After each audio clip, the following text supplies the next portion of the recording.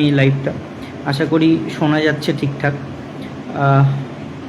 আসলে অনেক কয়েকদিন ধরে বিভিন্ন বিষয়ে অনেকে জিজ্ঞাসা করছে, সেটা হচ্ছে যে ওবিসি রিলেটেড ইস্যুটা রয়েছে, যেখানে ওবিসির নতুন যে এডিট অপশানটা দিয়েছে সেটাতে কি সার্টিফিকেট নম্বর দেব, এক্ষেত্রে সাবকাস্ট এটার কি ভ্যালিডিটি, এবং তার পরবর্তীতে 11-12 কাউন্সেলিং হয়ে গেছে কি হবে, রিপ্যানেল হবে কি হবে না, ইন্টারভিউ সবাইকে দিতে হবে কি হবে না, 9-10 ভেরিফিকেশান কিভাবে হবে, ইন্টারভিউ কিভাবে হবে, MA ফাইল কবে উঠবে, এই সমস্ত যে বিষয়গুলো রয়েছে সেই সম্পর্কিত এই লাইভ।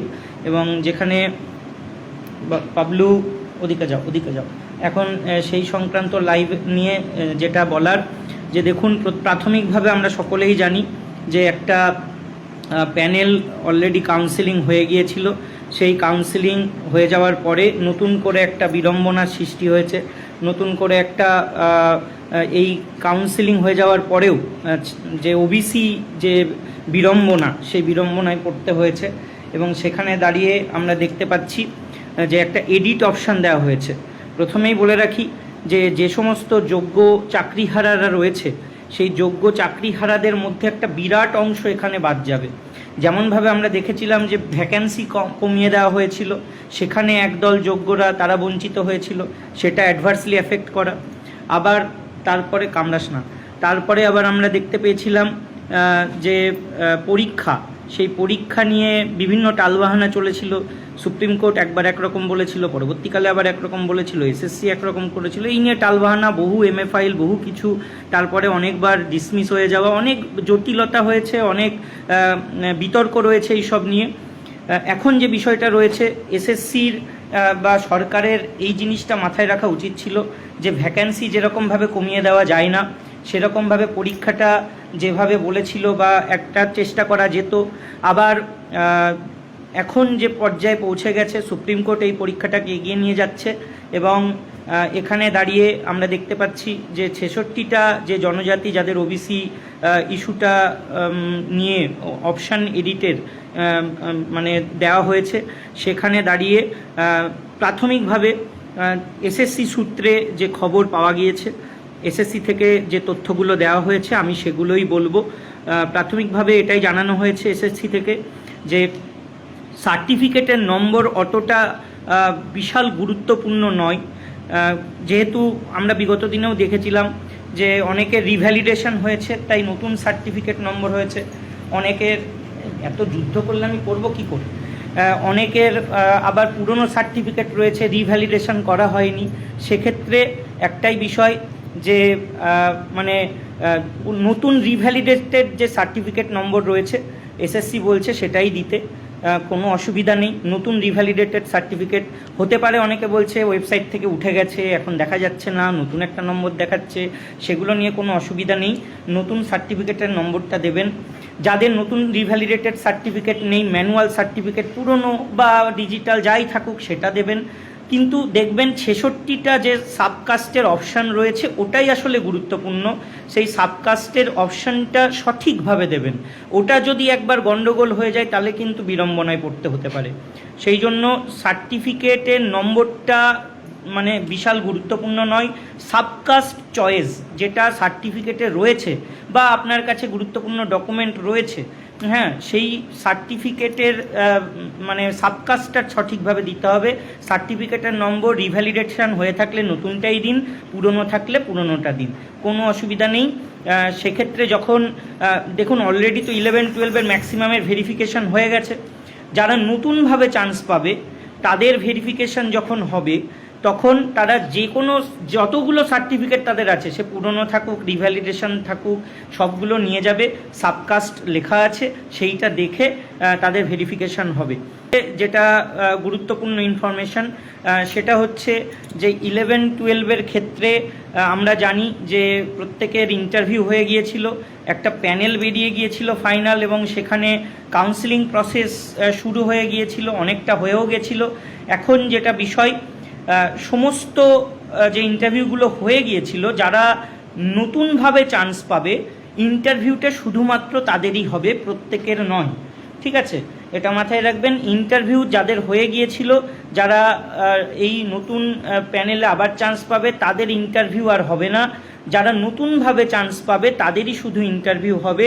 এক্ষেত্রে যেটা জানা যাচ্ছে এসএসসি সূত্রে, যে 1100 থেকে 1200 জন তারা প্রাথমিকভাবে একটা লিস্ট করেছে, 1100 থেকে 1200 জন হয়তো নতুনভাবে ইন্টারভিউতে চান্স পেতে চলেছে বা ভেরিফিকেশানে। সেক্ষেত্রে ওই 1100 থেকে 1200 জনেরই ভেরিফিকেশান এবং ইন্টারভিউ হবে।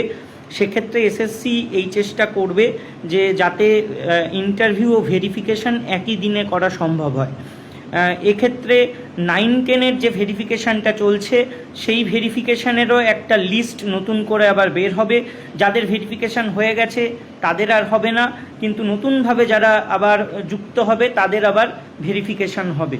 তো এক্ষেত্রে সময় সাপেক্ষ ব্যাপার। এদিকে যারা কাউন্সিলিং অলরেডি হয়ে গিয়েছিল এবং কাউন্সিলিং প্রক্রিয়ায় অংশগ্রহণ করে কাউন্সিলিং লেটার পেয়ে গিয়েছিল, রেকমেন্ডেশন পেয়ে গিয়েছিল, আমি যুদ্ধ করলাম কিছুই করতে পারবো না। এবার তাদের ক্ষেত্রে আর মুশকিল, তাদের ক্ষেত্রে কাউন্সিলিং আবার হবে। ঠিক আছে, মানে প্রত্যেকেরই কাউন্সিলিং আবার হবে। কাউন্সিলিং যেহেতু একবার হয়ে গিয়েছিল, কিন্তু যেহেতু আবার প্যানেল হয়ে আবার নতুন কিছুজন আসবে, ইন্টারভিউ হবে, তাই কাউন্সিলিং প্রত্যেকের করতেই হবে। নাহলে কেউ একজন বলতেই পারে যে আমি ওই স্কুলটা পেতে পারতাম, আমি কেন পেলাম না। হতেই তো পারে ইন্টারভিউয়ের পরে প্যানেলে কেউ আগে চলে এলো, একজন পেছনে চলে গেল।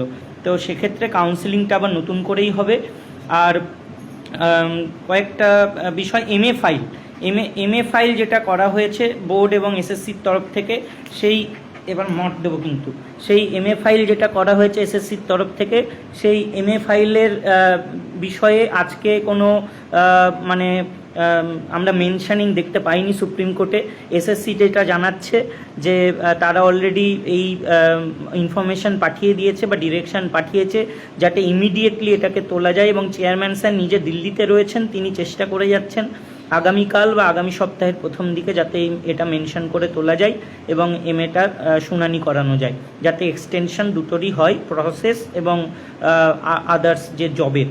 এক্ষেত্রে আরও কয়েকটা ইনফরমেশন, যে এই যে রোস্টার চেঞ্জ ব্যাপারটা, মানে 7% এবং 17%, আমি এখানে জিজ্ঞাসা করেছিলাম এসএসসির কাছে যে পিএইচ যারা রয়েছেন তারা আমাকে জিজ্ঞাসা করছেন যে যেহেতু ওবিসির এরকম একটা চেঞ্জেস আসলো, তাহলে নতুন রোস্টার অনুযায়ী পিএইচদের চেঞ্জেসটা কি আসবে, বা পিএইচ ক্যাটাগরি যারা রয়েছে।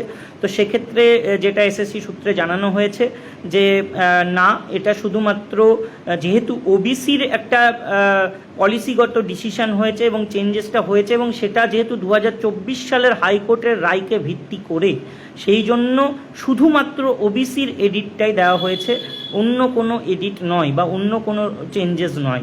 এটুকুই জানানো হয়েছে। আমি যেটুকু জানানো হয়েছে আপনাদেরকে সেটুকুই জানালাম।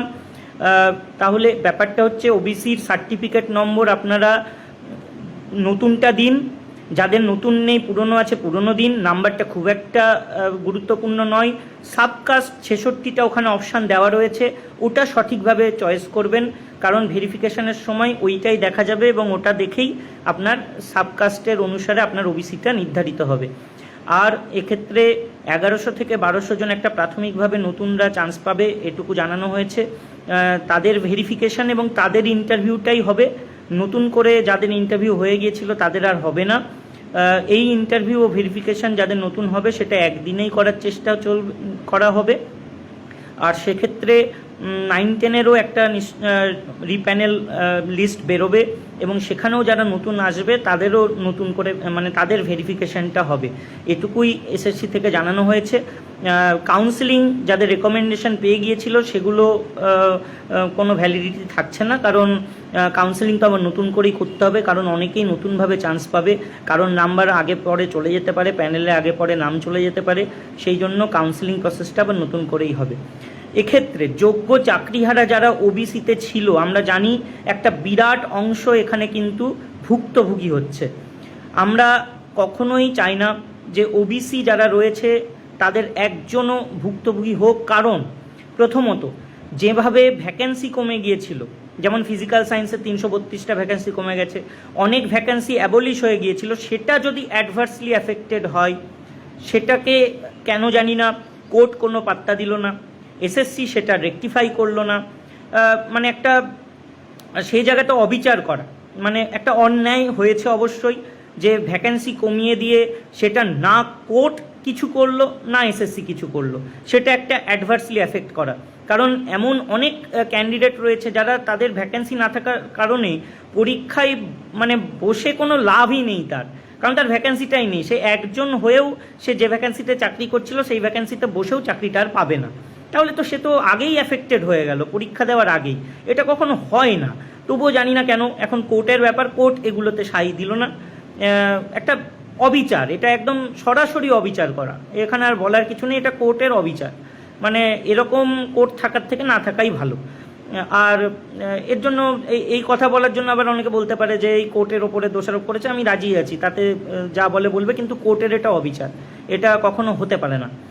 আর যেটা বিষয় যে এক্ষেত্রে যে সমস্ত ক্যান্ডিডেট ওবিসির, যারা যেমনভাবে আমি বলে দিই, এটা একদম ক্লিয়ার করে দিই, যাদের ভ্যাকান্সি কমে গেছিলো সেগুলো নিয়ে আমরা কোর্টে কেস করেছি, কিছু কেস ডিসমিস হয়েছে, এখনও কিছু ডিভিশন বেঞ্চে চলছে, সেখানে এটার ফয়সলা হবে, না হলে সুপ্রিম কোর্ট অবধি যাবে।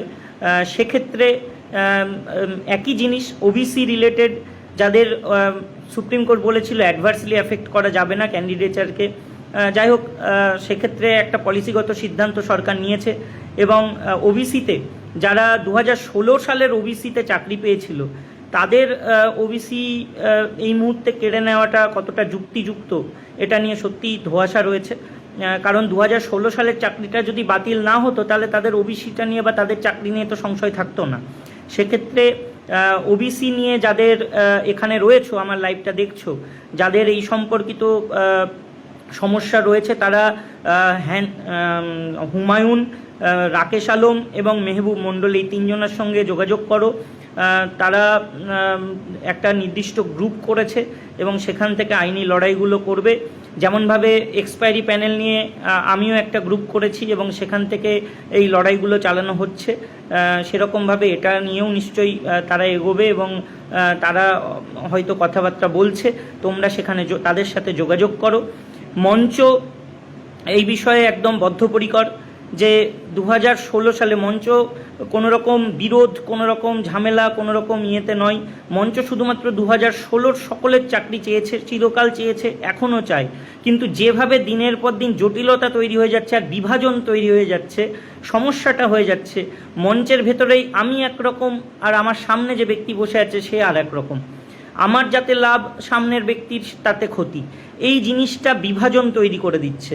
আর এটা তৈরি হচ্ছে কিন্তু একমাত্র দায়ী করব আমি কোর্ট, কারণ একটা দুর্নীতি হয়েছিল কিন্তু তারপরে যারা রেকটিফাই করতে পারত, যারা একটা বিচার দিতে পারত, সেই কোর্ট এতগুলো একটা ধোঁয়াশায় ফেলে দিল। একটা 1.5 বছর সময় চলে গেল, একটা ফ্রেশ সিলেকশন করার কথা বললো, সেটা নিয়ে এত টালবাহানা, ভ্যাকেন্সি কমে যাওয়া, পরীক্ষায় সবাইকে বসানো, তারপরে এমএ ফাইল ডিসমিস করা, আবার এই পরীক্ষাটাকে এগিয়ে নিয়ে যাওয়া, সেটা এস্টাবলিশ হচ্ছে, কিন্তু সেখানে দাঁড়িয়ে আবার ওবিসি বাদ দেওয়া, সেখানে দাঁড়িয়ে যারা অ্যাডভার্সলি এফেক্টেড হলো তাদের কথা না ভাবা, অনেক জটিলতা করে দিল। কিন্তু কিচ্ছু বলার নেই, কারণ আমরা হাতের পুতুল, কোর্ট যা বলবে তাই ঠিক।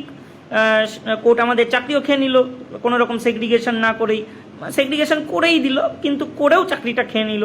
তো অসহায়, আসলে বলতে গেলে আমরা অসহায়। সবাই তো আর ওরকম ওই কোর্টের বিরুদ্ধে গিয়ে একটা আঞ্চলিক শক্তি লড়াই করা খুব কঠিন। একটা দেশীয় শক্তি হলে, ন্যাশনাল ইস্যু হলে নিশ্চয়ই এটা অনেক বড় আকার ধারণ করতো, কিন্তু যেহেতু আমরা অনেক ক্ষুদ্র, আমরা অল্প কিছু জনের মধ্যে সীমাবদ্ধ এবং আমাদের মধ্যেও বিভাজন স্পষ্ট, বিভাজন একের পর এক বেড়েই চলেছে, সেই জন্য আর কিছু বলার নেই। যা চলছে এখন আইনি পদ্ধতিতেই লড়তে হবে, অন্য কোনো উপায় নেই। সেই জন্য ওবিসি রিলেটেড যারা আছো তারা ওই তিনজনের সঙ্গে যোগাযোগ করো, তারা তাদের মতো লড়াই করো, বাকিরা যারা আছো তারা তাদের মতো লড়াই করবে। মঞ্চের সার্বিক সিদ্ধান্ত নিয়ে, কোর কমিটির সিদ্ধান্ত নিয়ে এগোবে এবং মঞ্চ কখনোই চায় না কোনো যোগ্য চাকরিহারা সে ভুক্তভোগী হোক, এটা মঞ্চের স্ট্যান্ড। সেই জন্য ভ্যাকেন্সি কমে যাওয়া, ওবিসি, এগুলো নিয়ে সমস্ত কিছু নিয়েই আলোচনা চলছে। দেখা যাক। এমএ নিয়ে সরকারের অবস্থান আমরা দেখেছি ফাইলগুলোতে, কিন্তু কোর্ট কি বলে সেটার উপর ডিপেন্ড করবে না। এবং এমএ ফাইলেও কিন্তু ওবিসির এই ইস্যুটা বলা রয়েছে, রোস্টারের কথা উল্লেখ রয়েছে। অতএব সঞ্জয় কুমার এই বিষয়টা জানার পরে কি রিয়াকশান দেন, সেক্ষেত্রে ভ্যাকেন্সি যে এতগুলো কমে গেছে, আমার মনে হয় কেউ যদি সেই কথাটাও বলেন আর একবার যে ভ্যাকেন্সি এতগুলো ডিক্রিজ হয়ে গেছে, অর্থাৎ অ্যাডভার্সলি এফেক্টেড হচ্ছে, তাহলে আরও ভালো হয়।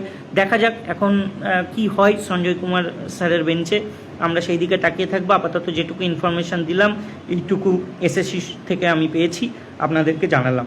ধন্যবাদ।